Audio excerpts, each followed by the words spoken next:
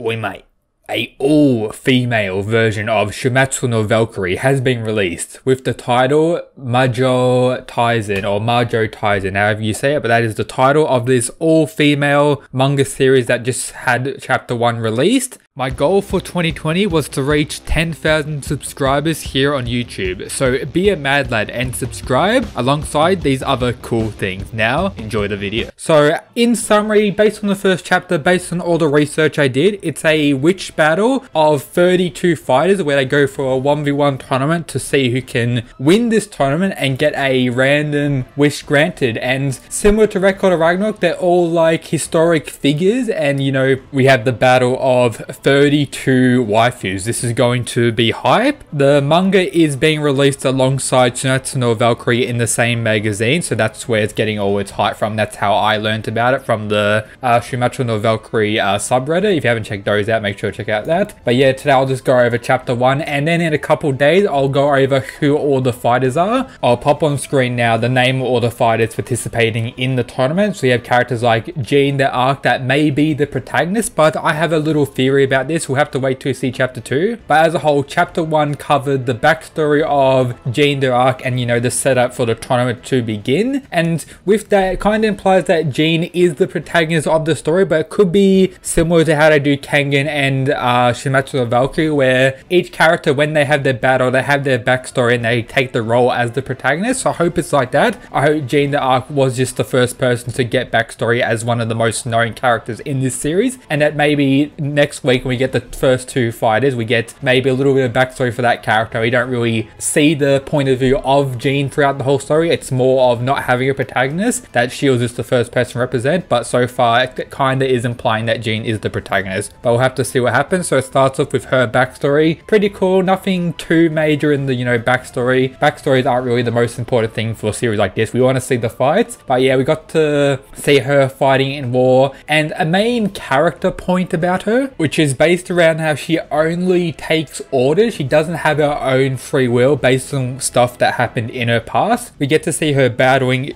in armies and everything like that until the moment she was meant to die, and after all that she died. And this is where the people are condemning her as a witch and, you know, all these crimes she had done, even though she was just doing what she was told and everything regarding that, until she was saved and given an option to fight in this tournament. This occurs with 2 demon girls appearing in front of her and saying the following: Jean the Arc, the hero and strongest saint of the country. If 100 people were asked, 100 people would know of you. We want to ask you, what is your desire? And that question there, what is your desire, is a main drilling point throughout the series based on the setup throughout this chapter, and that characters during the tournament that I'll talk about soon gets, you know, boost of power and get stronger when they have more desire. And that's like a power system kinda in the story based on, you know, what happens later on in this chapter. But it starts off with her not knowing or not understanding what a desire is, saying, I don't have a desire, such a thing. No, that's not what we meant. Is you were chosen, Jean d'Arc. We've come here to call upon you. Go to the place you belong. Don't you want to find out more about yourself? And then linking back to her, you know, past and everything like that, how she only takes orders, asking, is that an order? And they, you know, say yes, if that's what you want. In that case, let's go. They teleport her to this new crazy world, and we learn the person in charge of this tournament. It seems to be the queen of the demons, and she's like talking down, or not really talking down, but talking to all the witches that have arrived there. All 32, calls them witches. Now then, I'm glad that 32 of you witches have accepted my invitation. Let me ask, what is that you desire? Immortality, treasure and wealth, lust, sex, bringing back the dead,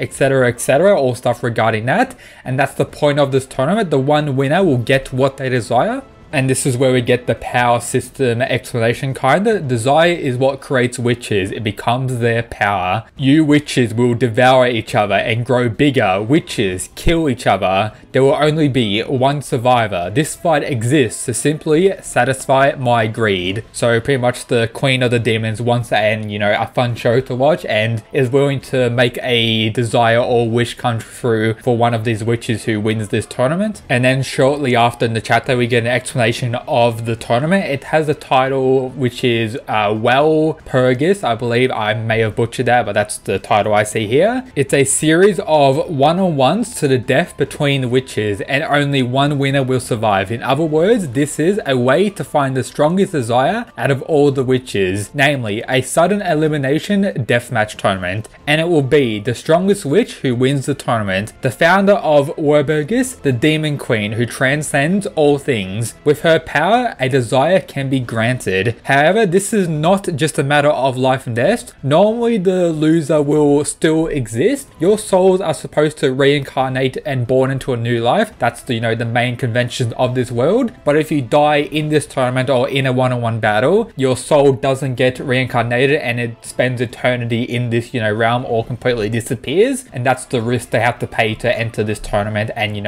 be part of the chance to have their desire fulfilled. They have to risk permanent death. And then the next part of the chapter is a pure witch known as Marie Antoinette, questioning, saying she declined what the queen of the demons is saying that she's all high and mighty, and then when the other two demons summon like a huge beast to come and attack her. And this is where we get to see the desire of that witch get explored, where she summons a guillotine in the form of a noble phantasm, similar to the Fate series, how they use the ultimate power or something like that. I desire to control, that's what her desire is, or this specific witch, and then she summons a guillotine and absolutely just beheads the beast the demons just summoned. So that's the power of the desire system so fast. We get some narration talking about how all the other witches have bloodlust and the willingness to release the desire, except for Jeanne d'Arc. This is where she may be the protagonist of the story, and it may not switch between protagonists throughout the fights, but I still hope it does that. But she's a character that doesn't have a desire or isn't able to fully understand what a desire is due to her past and due to her upbringing. So what is your desire? No, I don't know.